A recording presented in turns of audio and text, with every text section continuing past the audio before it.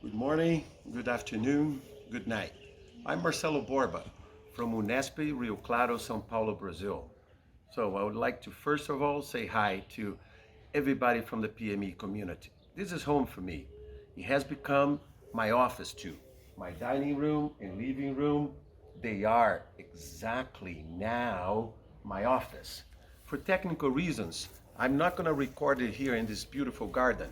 I'm just going to record it in Unesp. So I'll see you in a bit.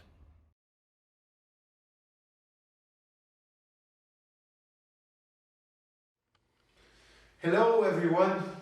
This is my second home. This is my office. This is the office of the Research Group in Technology and Mathematics Education.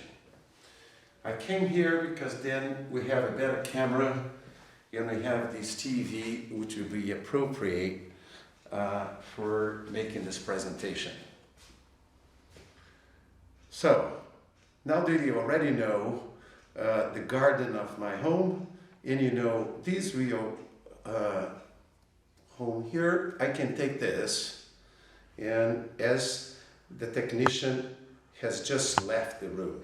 So we're trying to be as secure as we can in order for you to enjoy this presentation, and at the same time, neither myself nor Geraldo Lima, who we can see there, be running any risks. So we have here alcohol gel for everyone who needs it, and we have alcohol here for everyone. So here's the situation we all live now. We have this big crisis. It has never been the case that we have stopped ICME. It has never been the case that we've stopped PME. But now, since the stretch, we stopped both this year, and we have a different kind of war.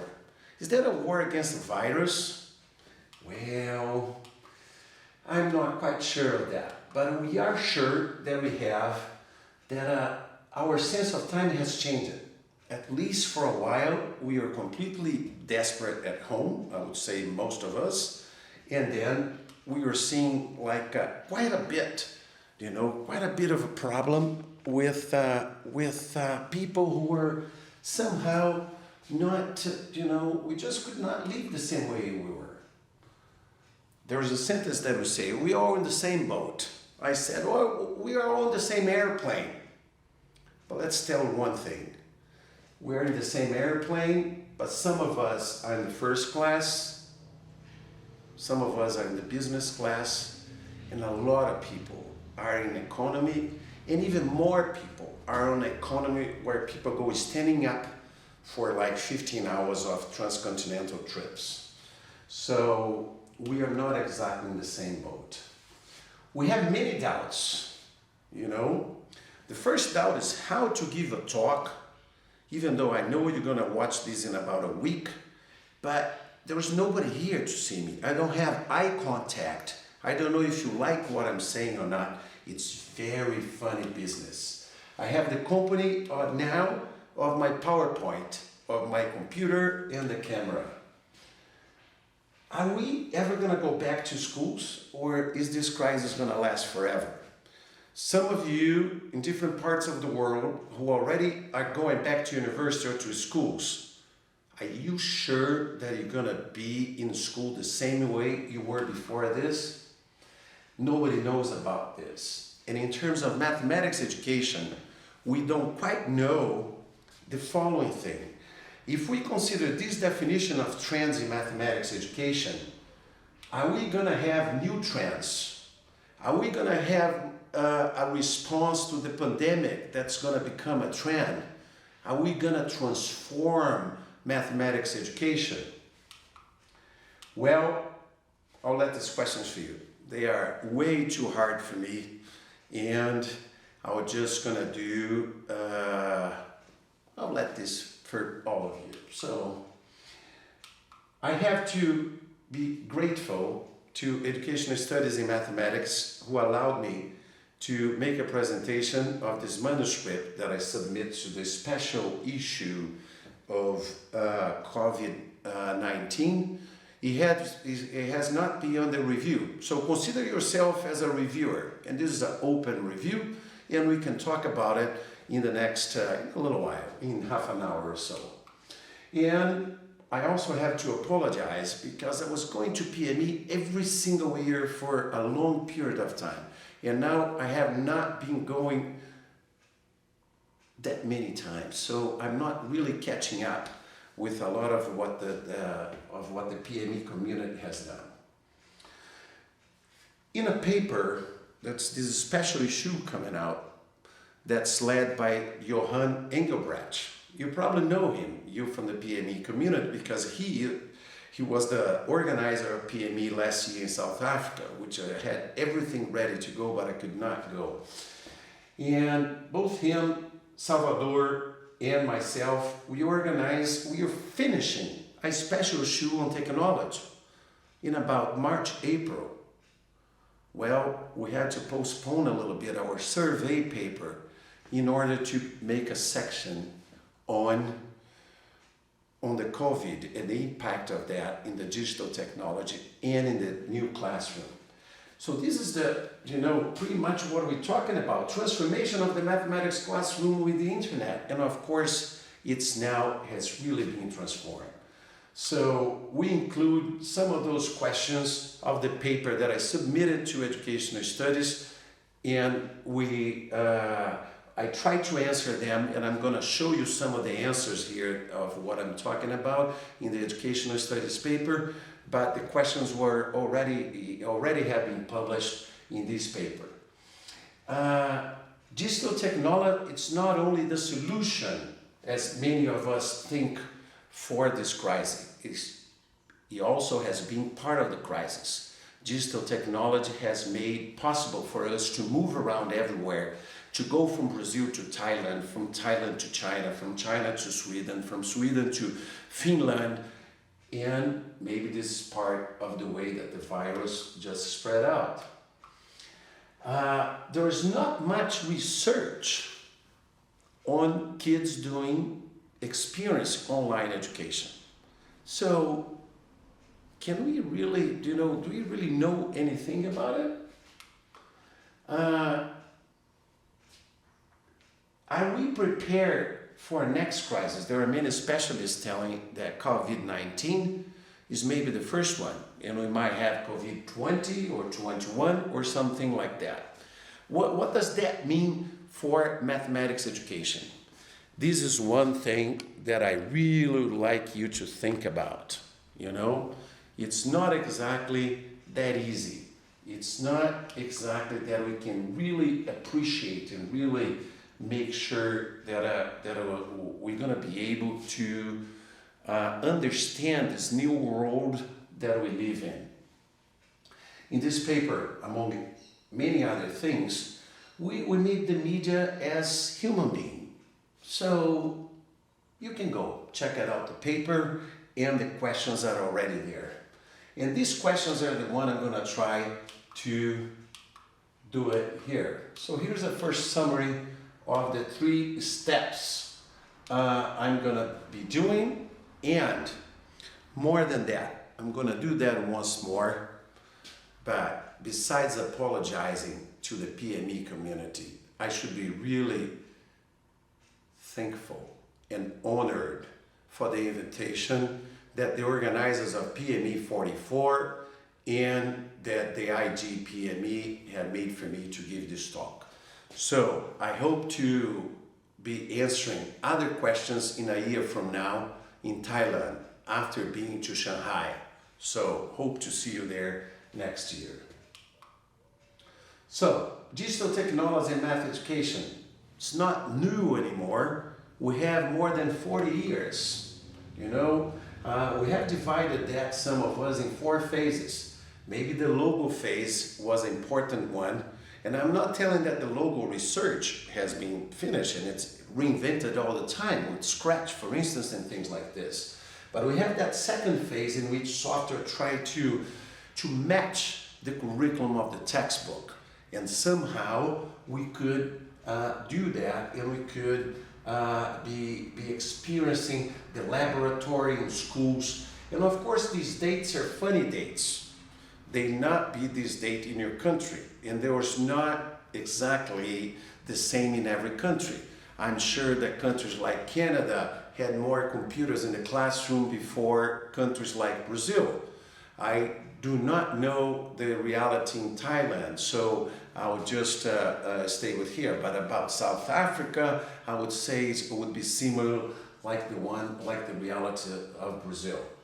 The third phase is the arrival of the internet, and the fourth phase is this one of fast internet. Is the age of YouTube, who has about 15 years, you know, and for most people only 10 years or so. That has brought more change in education than some of us who are somehow researching on it. We've been really trying to investigate. I'll tell you a little bit about my research project on digital technology, which has to do quite a bit with the use of digital videos in mathematics education. You can just make a video of Marcelo giving a class like we're doing here. Well, that's not exactly what I'm investigating. We can also do something of animation of GeoGebra and then having a video. That's not exactly this, even though all of that is important. The main thing is trying to use the possibility that new internet, as an artist gave to us, that we somehow could be having students participating in curriculum. We could have, in a Paulo Freire's way, the Brazilian educator who invites students, who is on the basis of critical mathematics education and on modeling, could be used now on videos. So now I've been asking my students for about 10 years, and now more and more, to generate videos as part of the activity in the classroom, as an activity that they did not develop within this cubic area, like the lab in which I'm here now. Well, they're doing that at home, they're doing that online before the pandemic. So this is one thing that we should definitely be thinking about in terms of how we somehow can understand that. So you may think of that. We've been using quite a bit of activity theory. I'll talk a little bit more about activity theory, and you're going to understand how we are using that. But the main idea is that of collaboration. Okay, we're talking now, but I thought it would be interesting to tell about this research project, and there are some papers about it already, in which it's about 4 years now, and somehow this project is, it could be very important in the pandemic, because if we're teaching and the students having regular activity, we might ask them to combine activities that involve arts, that making videos, which it is the cultural symbol of the 21st century. In other words, everybody go, and people do not tell jokes anymore. People show jokes on their cell phone. Hey, hello, here, now it's a joke here that somehow it came back here. So we can just go and show a video on my cell phone to you. Oh, here's a joke, and so we use that all the time to communicate. So I want to be bringing that to the classroom. And I'm going to show you, or try to show you now, let's see if the whole technology works now, and show you a video that students made in Brazil that involves modeling, digital technology, and at the same time, it involves quite a bit of nice mathematics.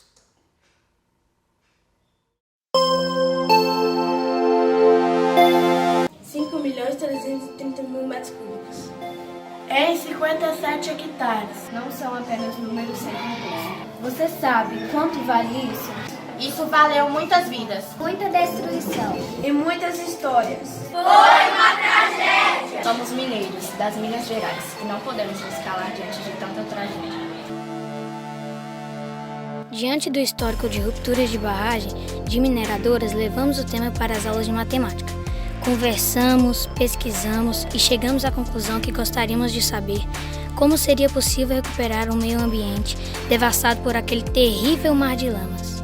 Ao final de toda a conversa, decidimos que o nosso objetivo era responder quanto de rejeito proveniente da ruptura de barragem do Córrego do Feijão na cidade de Brumadinho deverá ser retirado para iniciar um projeto de recuperação ambiental. Para escolher a área a ser estudada, procuramos imagens de satélite. Nem todas registravam a tragédia. Escolhemos a imagem que mostrava a lama e tomamos o trecho mais próximo à barragem. Decidimos construir uma maquete para melhor modelar o relevo. Para isso, precisamos de mapas topográficos. Utilizamos curvas de níveis com espaçamento de 10 em 10 metros. Recortamos o molde em papel e depois transferimos para o isopor. Como cada placa de isopor tem meio centímetro e cada placa representa uma cota da curva de nível, então a escala de trabalho foi que cada 1 centímetro na maquete correspondia a 20 metros na realidade. Por meio de um programa online de imagens de satélites, verificamos que a lama atingiu a cota 790. Construímos 2 maquetes, uma com foco na altimetria e a outra no relevo e vegetação. Nesta, fizemos a simulação da tragédia da lama. Com o mapa topográfico, conseguimos fazer o molde da cota 790, ou seja, ao calcular essa área, estávamos determinando uma parte da área devastada. E agora? Temos o molde da área, mas só sabemos calcular a área de quadrados. Como calcular essa área esquisita? A professora disse que era para a gente escolher um tamanho de quadrado que cada grupo quisesse. Então começamos a preencher o molde da lama. Quando não coubesse mais, era para fazer outros quadrados, com a medida do lado sendo metade da medida do lado do quadrado anterior. E quando não coubesse mais, era novamente para fazer novos quadrados, com o lado medindo metade da medida do lado do quadrado anterior. E assim, cada grupo escolheu a medida inicial e foi fazendo quadrados, cada vez menores, até preenchermos toda a área do molde. Fizemos uma tabela para ajudar a calcular a área total. Depois de preenchida a tabela, chegamos à conclusão de que a área que estamos estudando tem 570 mil metros quadrados. Aprendemos que existe uma unidade de medida chamada hectare. Cada hectare corresponde a 10 mil metros quadrados. Então, nosso trabalho estava sendo realizado em cima de uma área de aproximadamente 57 hectares. E aí, gente, ainda não temos nossa questão respondida. Precisamos calcular o tanto de lama que a gente tem que tirar de lá. Aprendemos que calcular a quantidade de lama é o mesmo que calcular o seu volume. Mas como fazer isso? Nós supomos que um sólido formado pela lama fosse igual a uma placa de isopor na maquete. A gente calculou a área da base e multiplicou pela altura desejada. Isso foi uma matéria que não tem no nosso livro. Tinha umas continhas com letra, tipo base vezes altura. Nós aprendemos a calcular áreas de retângulo, triângulos e trapézios. Subdividimos a região desejada em polígonos, que a gente sabia calcular sua área. Nessa região verde mais escura, passa um rio. Aqui é a cota 770. A área dessa cota deu 94.760 metros quadrados.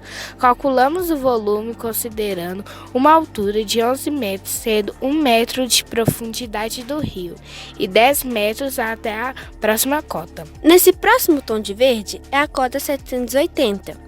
Essa área deu 428.672 metros quadrados. Para calcular o seu volume, pegamos o valor da área e multiplicamos por 10 metros de altura, quando chega na cota 790, que é o nível que a lama atingiu nessa região. Após calcularmos as áreas das cotas 770 e 780, estimamos o volume total, que deu aproximadamente 5.330.000 metros cúbicos. Com os dados do nosso trabalho, esperamos ajudar os moradores de Brumadinho. Mas como? Reivindicar das autoridades estratégias para uma recuperação ambiental. Para ter uma recuperação ambiental, precisamos de retirar a lama de lá. Por exemplo, colocar uma pilha de rejeito. Para estimar o custo para retirar essa lama, fizemos assim.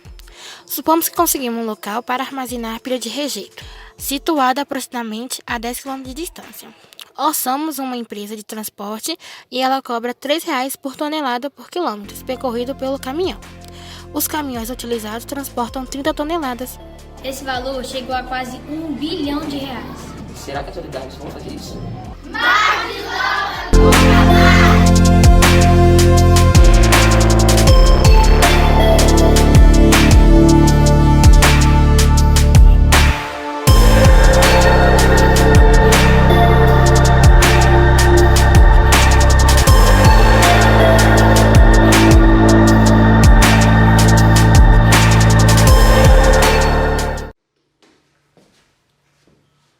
So, you could see then kids of 12, 13-year-olds with the help of an excellent female teacher, interested in modeling. She's been studying and doing things, and look, she was able to produce this video, which was in the festival. I've been organizing myself in the research group as part of a research project, a video festival involving mathematics education. So you could see that these youngsters made quite a bit of advanced mathematics that usually 12-year-olds don't deal with. And they dealt with the tragedy that we had in Brazil last year with the dam, and which killed many people. Many of them have not even have their body found yet. So before pandemic we had this. We had other tragedies in many countries too, and now in particular we've been having a horrible tragedy of the president we elected in 2018.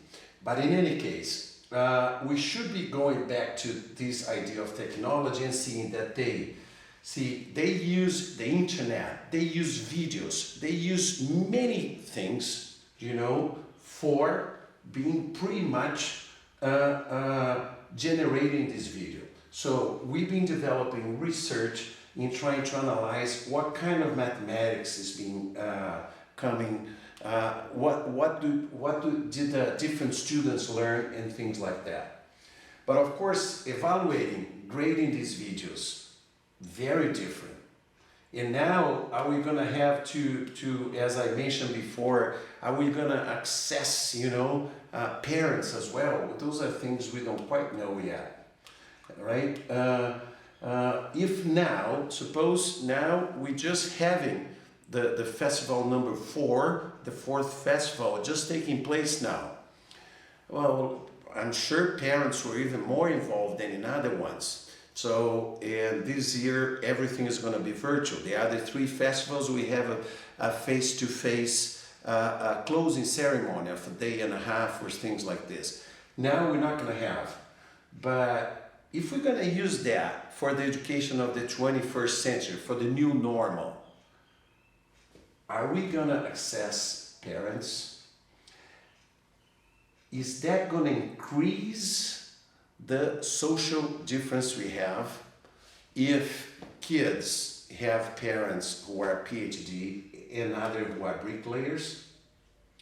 For years, many years, I have defended that online mathematics education should be used for teacher continuing education, possibly for undergraduate, but never for kids. Well, with the virus, it became urgent to develop research and research methods to approach this issue. We're in the middle of doing that, and that's what I've been thinking quite a bit after I spent that month or month and a half without knowing what to do with my time and everything off balance, canceling all the trips and canceling all the face-to-face appointments. And now in the new normal, I've been devoting myself to this.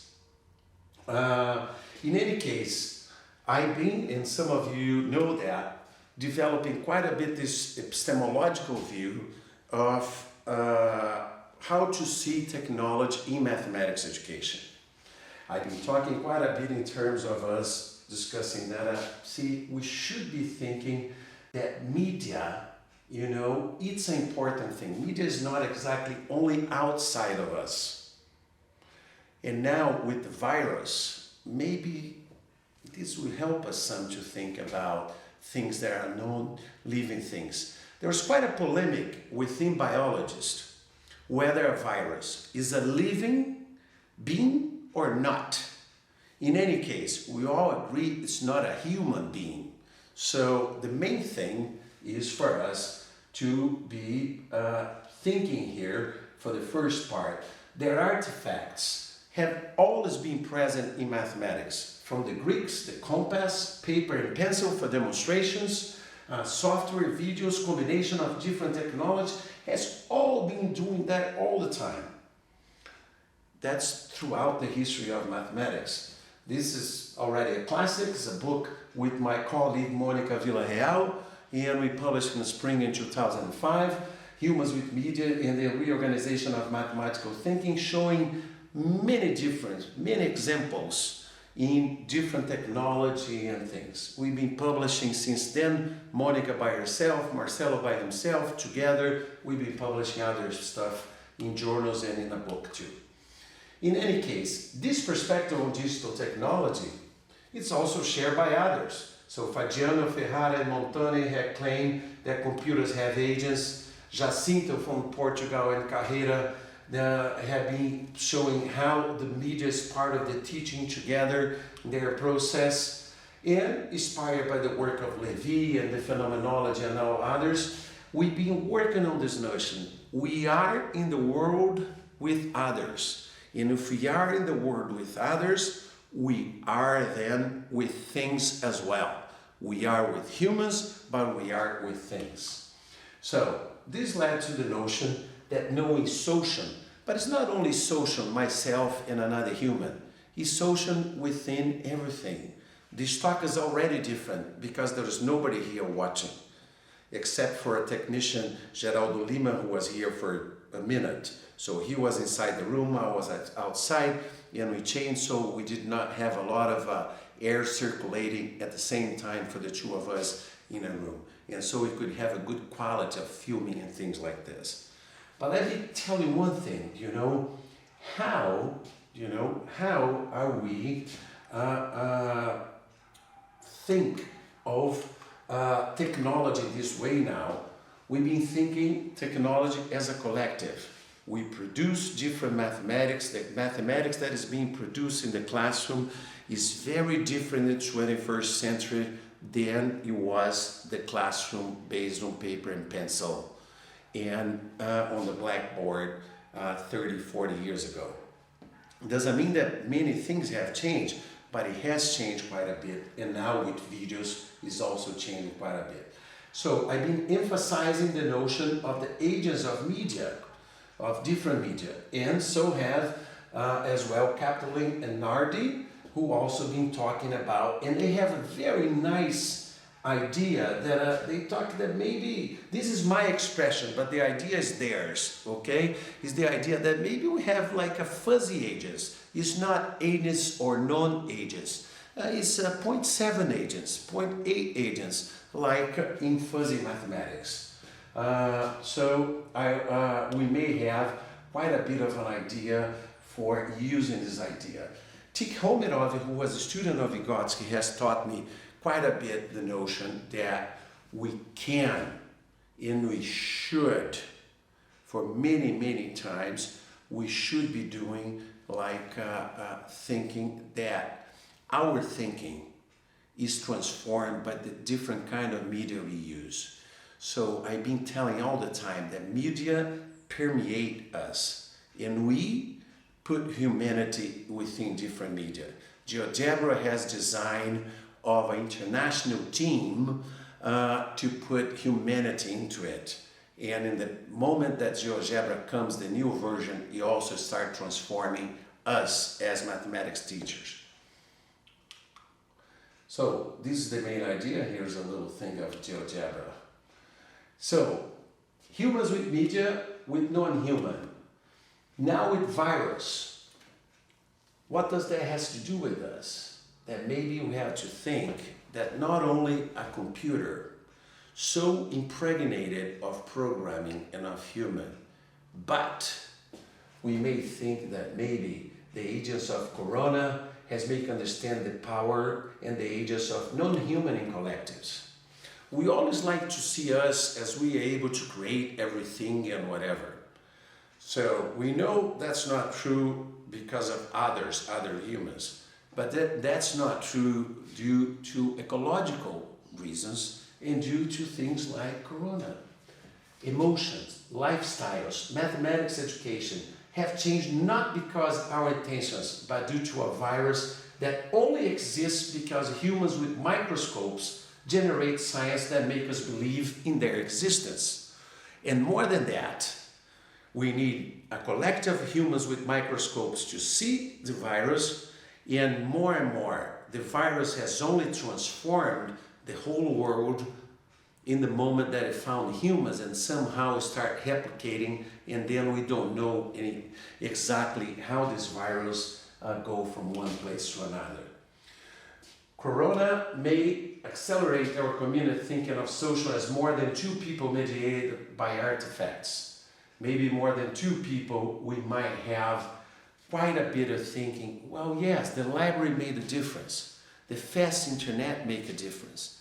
And now that my living room have become, at this point, my living room has become everything, right? It has become dining room, and then I go and change it and become office, and then it becomes everything else, Now we think, well, maybe yes. I thought of my home as a place to relaxing, and now is a place for writing papers and doing online meetings that never end, and you go from one to another, and people never think you were late. In any case, I think that now, I think that we're gonna have to discuss more with our students and with our community what mathematics we want for this area here. We've been thinking quite a bit, and I told you we've been thinking of videos and the whole idea in technology with social semiotics and activity theory. We've been using the healthcare school idea, and probably most of you have seen this. But we in Brazil, we don't just study what the Europeans do. We also go and transform theory, and we believe we're going to the fourth generation of activity theory with our notion with humans with media, in which Soto and Borba, Soto is a woman, Galeguilhos is a woman from Chile, Soto is from Brazil, and we are all studying, and we're becoming with, in a sense that maybe humans with media is not only artifact. The internet sometimes can be a community, or it can be something else. And then we've been having this thing here, that internet can be jumping from one corner of this triangle to this and to this.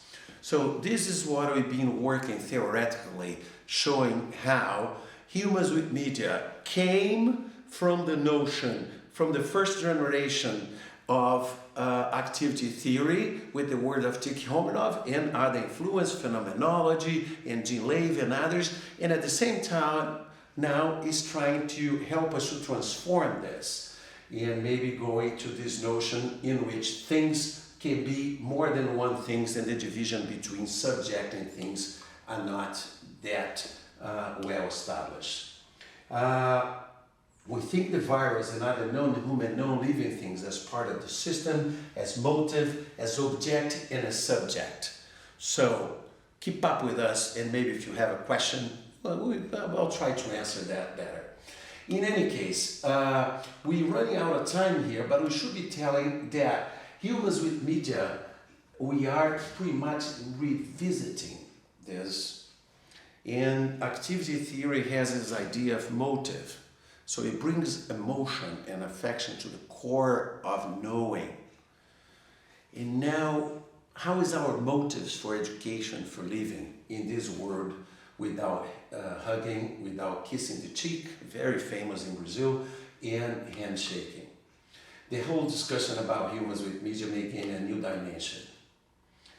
Finally, we should be talking a little bit about critical mathematics education, who have big names like Arthur Paulo, like Olis Cosmos, and we've been talking a lot about this idea that we need to put social justice in the core of mathematics education. Today, critical mathematics education is becoming very important because we have countries like the USA, Brazil, and Italy with very far-right governments. And very far-right governments are governments who are trying to push even more social inequality in the whole world. So we cannot think about math education. We cannot think about some education that's going to improve the conditions of the world if we do not think of mathematics to fight this. And more, coronavirus has been made things even worse. We have now in the last 2 months, now it's even worse because this is 2 months, now there is another month. The richer in the world would get even richer. Of course, that means the poor get even poorer. And many countries did not have support for the unemployed. So the social gap is even bigger. We need to work on that in mathematics education. We cannot leave that for others as well. So this is going to be very important that all of us in all our different trends are ready to face this in education nationally, each one in your country, and internationally. Even with the recent boycott of companies like Coca-Cola and others to Facebook and whatever, Facebook and Amazon stocks are still going up.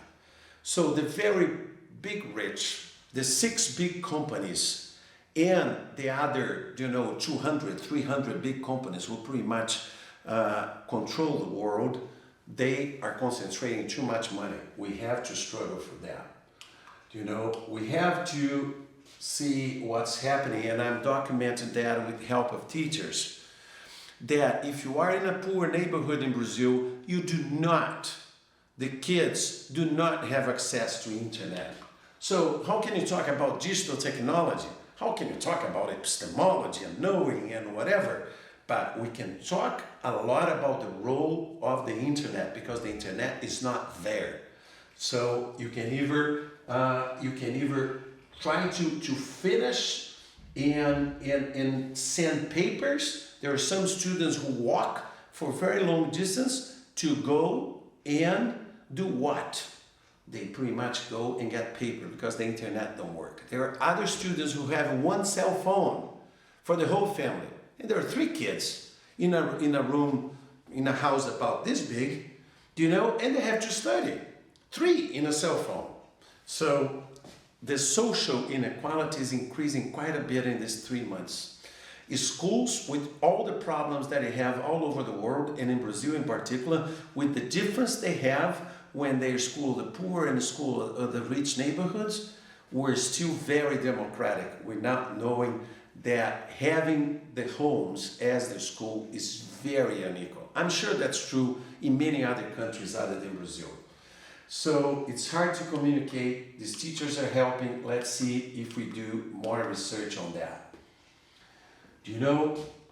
We have a terrible unequal Brazil. Corona agents has done it more unequal.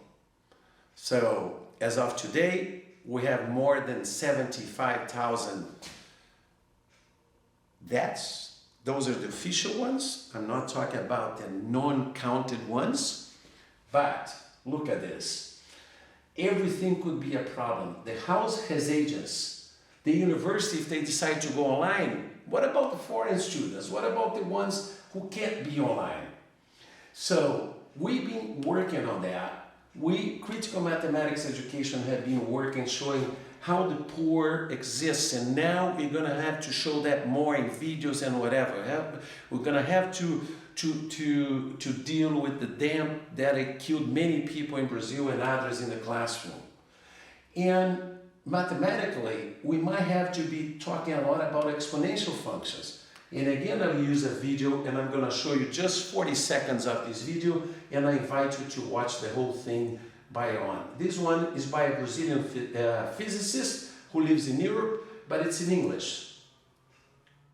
Imagine a lake with one lily pad. And after every day at this lake, each lily pad reproduces, creating another lily pad. If after 30 days, all the surface of the lake is covered by lily pads, which will be the day that the lake will have half of its surface covered by lily pads? Stop the video for a second to think if you need. So, of course, we gotta be talking about exponential function, and this guy does that in a beautiful way to then connect with why did we need social isolation and how does the COVID could just spread out very fast if we had no social isolation or other kind of things. Depending on the country you are luckier, with COVID. In Brazil, it's pretty bad because the president negates the whole thing and it goes against science. So we have to be fighting, the corona and fighting the president and fighting the fascism and fighting the right wing. So many struggles at the same time. So videos like this may happen. It's gonna be important for students to understand exponential function, to understand social inequality, to understand how the richer get richer so fast and how the poor can get poor really fast. Putting everything together, we are in a global community. The coronavirus may change the mathematics curriculum. Make Corona and the internet act together to make humans believe that the internet is the main subject community to provide mathematical information. We've been telling for many years that teachers are not the main source of information anymore. Maybe with this crisis, this is going to be believed by everyone. And maybe teachers are going to be able to teach. And they're going to be able to mediate this. So, before I say thanks for PME for the honorable invitation, I should say that the semi-live opening talk has to do with the theme of this talk. I was invited to record a video that you just finished watching. This is the semi part of it. Now I'll go live to answer questions. Live presentations in Brazil started with famous musicians in early April. Sometime in April, mathematics educators have joined. On our research group, we have this channel now. So you can see some of our lives there about math education and about the struggle if you can understand Portuguese, and this live is going to be there. Thank you, PME. I'll see you in a bit for questions with different clothes and from my own home, not from Unesp. See you later.